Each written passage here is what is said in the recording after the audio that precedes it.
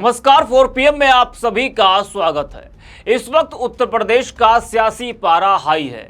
हर रोज कोई न कोई ऐसी खबरें सामने आ ही जाती हैं जिससे सियासी पारा बढ़ जाता है।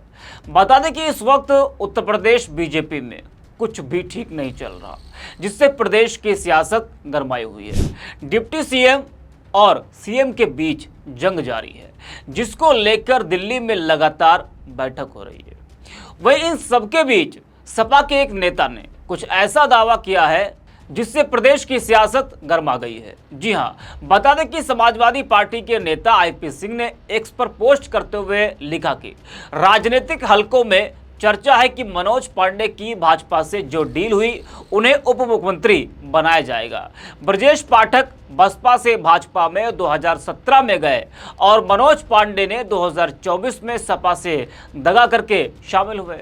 ब्रजेश पाठक केशव गैंग के सदस्य के रूप में योगी जी को हटाने की मुहिम का हिस्सा हैं। जानकारी जो दिल्ली से आ रही है, दोनों उप मुख्यमंत्री गुजरात और बिहार के तर्ज पर हटाए जा सकते हैं।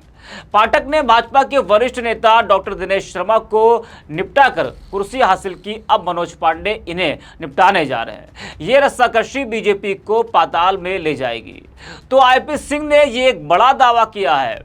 ये दावा तब किया है जब ब्रजेश पाठक से मनोज पांडे ने मुलाकात की और ब्रजेश पाठक ने अपने एक्स अकाउंट पर फोटो भी शेयर किया और लिखा कि आज आवास पर रायबरेली के ऊंचाहार विधानसभा क्षेत्र से माननीय विधायक श्री मनोज पांडे जी से भेंट कर कुशल क्षेम जाना एवं जनहित के विभिन्न महत्वपूर्ण विषयों पर व्यापक चर्चा हुई है। या तो आईपी सिंह ने इस मुलाकात को लेकर कहा कि डील हो गई है और मनोज पांडे को डिप्टी सीएम बनाया जा सकता है।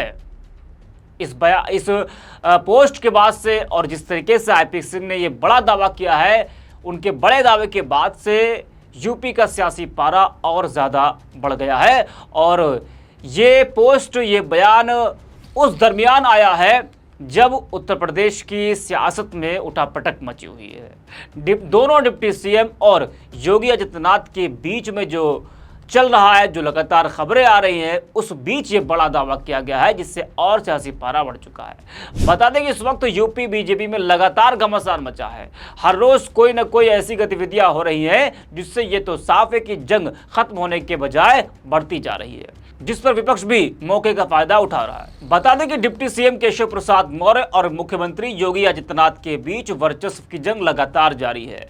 कार्य समिति की बैठक में मौर्य ने जो टिप्पणी की थी, उस टिप्पणी को योगी आदित्यनाथ के लिए दिया गया बयान बताया जा रहा था और उसी बयान के बाद से घमासान और ज्यादा बढ़ा है, जिसमें उन्होंने कहा था कि पार्टी कार्यकर्ताओं की अनदेखी की बात कही थी। उन्होंने संगठन सरकार से बड़ा है, ऐसा बयान केशव प्रसाद मौर्य ने दिया था और उनके उस बयान से पूरे प्रदेश के लोगों में यह संदेश गया कि सरकार में एका नहीं है।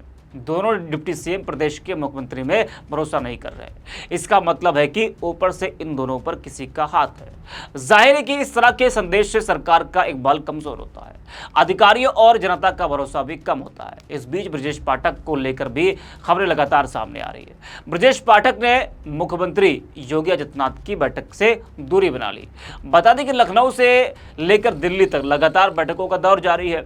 योगी की बैठकों से केशव प्रसाद मौर्य ने दूरी बना रखी है। इस बीच सीएम योगी आदित्यनाथ ने लखनऊ में एक समीक्षा बैठक बुलाई, जिसमें विधायकों और विधान परिषद के सदस्यों को आमंत्रित किया गया और इस बैठक में 55 लोगों को बुलाया गया था, जिसमें से डिप्टी सीएम ब्रजेश पाठक नहीं पहुंचे।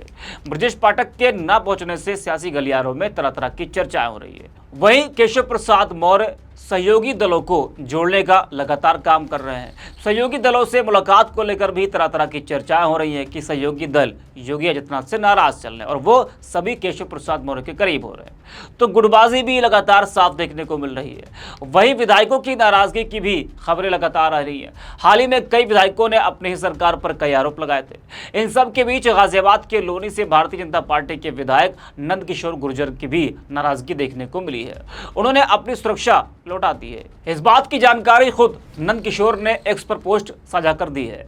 नंदकिशोर गुर्जर ने एक्स पर पोस्ट कर लिखा कि मुझे देश और देश के बाहर से धमकी समेत जानलेवा हमले तक हुए, हत्या का षड्यंत्र करते हुए अपराधी गिरफ्तार हुए। इसके बावजूद गाजियाबाद के कमिश्नर द्वारा मुझे अपमानित करने और स्वयं को सर्वोच्च दिखाने के लिए अनुशासनहीनता करते हुए अखबार में बयान दिए और मेरी सुरक्षा हटा दी। इससे पहले गोरखपुर के कैंपरगंज से बीजेपी विधायक ने पुलिस से अपनी जान को खतरा बताया था। तो लगातार विधायकों की नाराजगी भी सामने आ रही है, जिससे बीजेपी की और मुश्किलें बढ़ रही हैं। लेकिन जिस तरह से यूपी बीजेपी में घमासान मचा है, उसको लेकर बीजेपी की तरफ से ये दावा किया जाता रहा है कि पार्टी में सब कुछ ठीक है।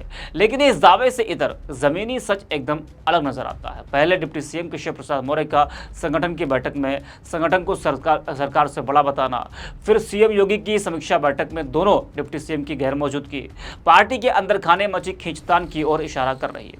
वहीं अखिलेश यादव की ऑफर की टाइमिंग और बीजेपी के अंदर मची कलेश को जोड़कर देखें तो सियासी तस्वीर साफ हो जाएगी। मतलब यह कि बीजेपी के अंदर सब कुछ ठीक नहीं है और गुटबाजी भी साफ देखने को मिल रही है। जैसा कि हमने पहले भी कहा कि जो है विपक्ष लगातार ये बातें कह रहा है कि इस वक्त मुख्यमंत्री योगी आदित्यनाथ को हटाने की प्लानिंग रची जा रही है और दिल्ली में जो है लगातार इसको लेकर बैठक हो रही है, दिल्ली में डील हो रही है।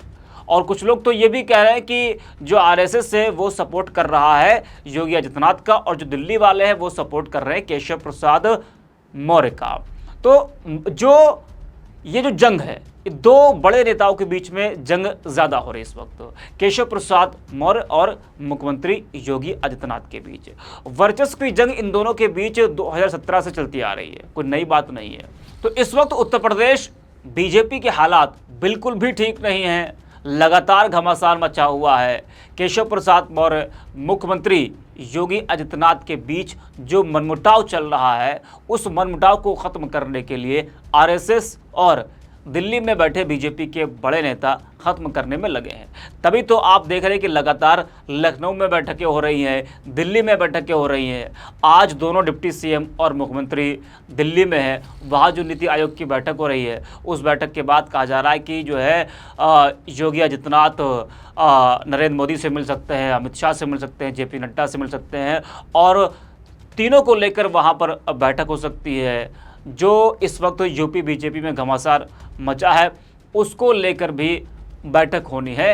अब ये जो जंग जारी है, ये जंग खत्म कब होती है और क्या आरएसएस और बीजेपी के जो बड़े नेता हैं, जिस तरीके से उनका प्रयास है कि यूपी बीजेपी में जो भी चल रहा है वो जल्द खत्म हो और जो उपचुनाव होना है उस पर फोकस किया जाए, क्योंकि लोकसभा चुनाव का परिणाम ठीक रहा नहीं और प्रदर्शन ठीक रहा नहीं। तो अब उसको सुधारने के लिए हमको उपचुनाव में अच्छा प्रदर्शन करना होगा और 27 का जो विधानसभा चुनाव होगा उसमें पार्टी एकजुट होकर उस विधानसभा चुनाव की तैयारी में लगे।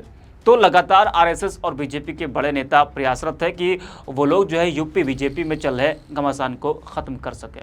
इस वीडियो में इतना ही, आप देखते हैं 4PM।